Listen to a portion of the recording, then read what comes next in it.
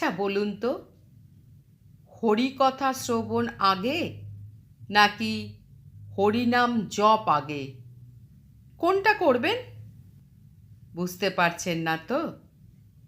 আজকে আমি আপনাদের সেই রকম একটা গল্প শোনাবো। তাহলে আশা করছি আপনারা বুঝতে পারবেন যে কোনটা আগে না দুটোই সমান।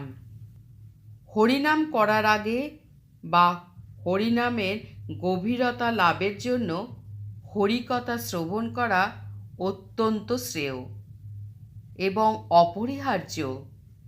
কারণ যার নাম করছি তার রূপ, গুণ ও লীলা না জানলে সেই নামের প্রতি সম্বন্ধ বা গভীর ভালোবাসা জন্মায় না।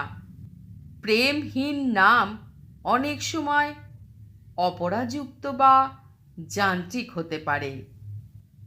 শ্রীমদ্ ভগবত ও অন্যান্য শাস্ত্রে এই তত্ত্বটি নিচে তুলে ধরা হলো।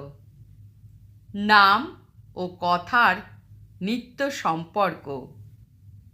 নৈমিষারণ্য হাজার হাজার ঋষি সমবেত হয়েছেন।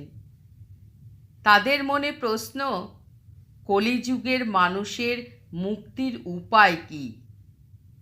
কেবল নাম জপ নাকি তার আগে কিছু প্রস্তুতি প্রয়োজন? সুত গোস্বামী তখন শাস্ত্রের সিদ্ধান্ত শোনালেন।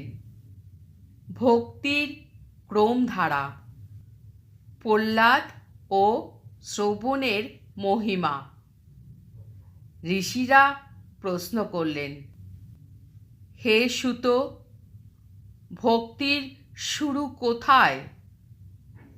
সুত গোস্বামী উত্তর দিলেন, ভক্তরাজ প্রহ্লাদ তার অসুর পিতাকে ভক্তির যে 9টি লক্ষণের কথা বলেছিলেন তার প্রথমটি হল শ্রবণ, মানে শোনা।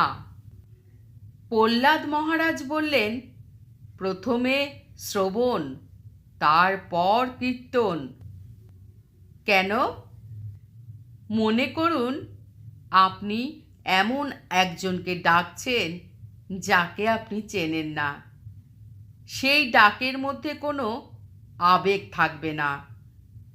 কিন্তু যখন আপনি কারোর মহত্ব, দয়া এবং বীরত্বের কাহিনী শুনবেন, তখন আপনা আপনি তার নাম করার ইচ্ছা জাগবে।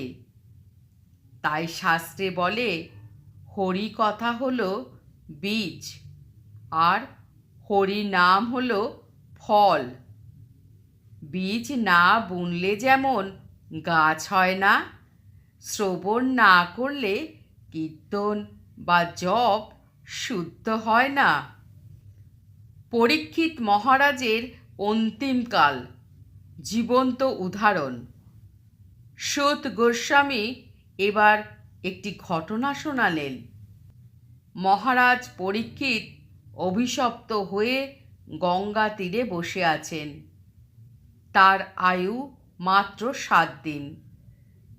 তিনি চাইলে 7 দিন কেবল নাম জপ করতে পারতেন, কিন্তু তিনি শুকদেব গোস্বামীর কাছে হরিকথা শুনতে চাইলেন। মহারাজ পরীক্ষিত ভাবলেন, আমার হৃদয় তো বিষয় বাসনায় মিলন। এই মিলন হৃদয়ে নাম জপলে তা ঠিক মতো কাজ করবে না। শুকদেব গোস্বামী বললেন, হে রাজন, যে ব্যক্তি ভগবানের কথা শ্রবণ করেন, ভগবান শ্রীকৃষ্ণ স্বয়ং তার হৃদয়ে প্রবেশ করে সমস্ত জঞ্জাল, কাম, ক্রোধ, লোভ পরিষ্কার করে দেন। টানা 7 দিন হরিকথা শোনার ফলে পরীক্ষিতের মন ভগবানে এমনভাবে নিবিষ্ট হলো যে মৃত্যুর মুহূর্তে তার আর কোনো ভয় রইল না। হরি কথায় তার হরিনামকে সিদ্ধ করেছিল। সম্বন্ধ জ্ঞানের জাগরণ। চৈতন্য মহাপ্রভুর শিক্ষায় আমরা পাই, সম্বন্ধ জ্ঞান ছাড়া ভজন হয় না। একজন শিষ্য গুরুকে জিজ্ঞাসা করলেন, গুরুদেব, আমি তোমার নাম করছি, কিন্তু চোখের জল আসছে না কেন? মন কেন স্থির হচ্ছে না? গুরুদেব তখন পদ্ম পুরাণ ও ভক্তি রাসামৃত সিন্ধু থেকে শিক্ষা দিলেন। গুরুদেব বোঝালেন, শোনো বৎস, জড় ইন্দ্রিয় দিয়ে কৃষ্ণ নামকে ধরা যায় না, কিন্তু তুমি যখন কান দিয়ে হরি কথা শুনবে, তখন তুমি জানবে কৃষ্ণ কে, তিনি কত দয়ালু, তিনি কিভাবে ধ্রুবকে স্থান দিয়েছেন, কিভাবে দ্রৌপদীকে রক্ষা করেছেন।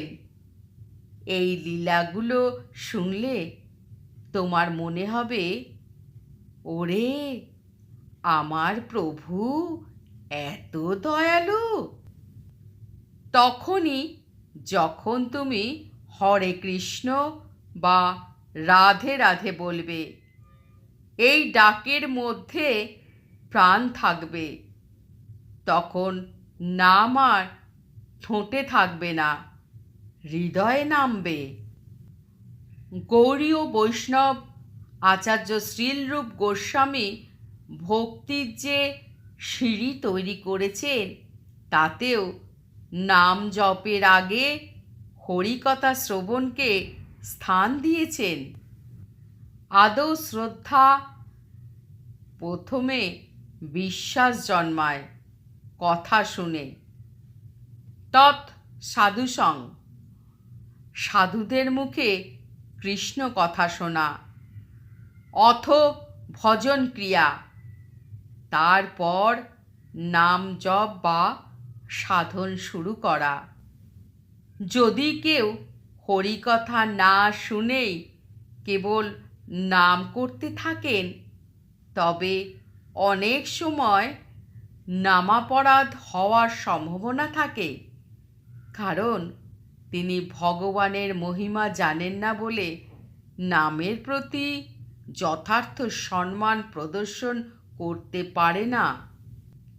আগে কথা নাকি নাম? শাস্ত্রের সার কথা হলো, হরি নামই একমাত্র উপায়, কিন্তু সেই হরিনামে রুচি আনার ঔষধ হলো হরিকথা। যেমন ক্ষুধার্ত না হলে ভোজন তৃপ্তিদায়ক হয় না, তেমনি হরি কথা শুনে হৃদয়ে ভক্তির ক্ষুধা না জাগলে হরিনাম আস্বাদন করা যায় না। তাই বৈষ্ণব মহাজনেরা সব সময় পরামর্শ দেন, সাধুর মুখে হরিকথা শোনো, ভগবানের রূপ ও গুণের কথা চিন্তন করো, তারপর সেই ভাব নিয়ে হরিনাম করো। নাম ও কথা একই তত্ত্বের দুটি প্রকাশ। হরিকথা আমাদের মনকে প্রস্তুত করে, আর হরিনাম সেই পাত্রে অমৃত ঢেলে দেয়। তাহলে কেমন লাগলো আমার এই পাঠ? অবশ্যই কমেন্ট করে জানাতে ভুলবেন না। আর যদি ভালো লেগে থাকে, আমার এই ছোট্ট চ্যানেলটিকে সাবস্ক্রাইব করে পাশে থাকার অনুরোধ রইল। জয় শ্রীকৃষ্ণের জয়, জয় শ্রীকৃষ্ণের জয়, জয় শ্রীকৃষ্ণের জয়।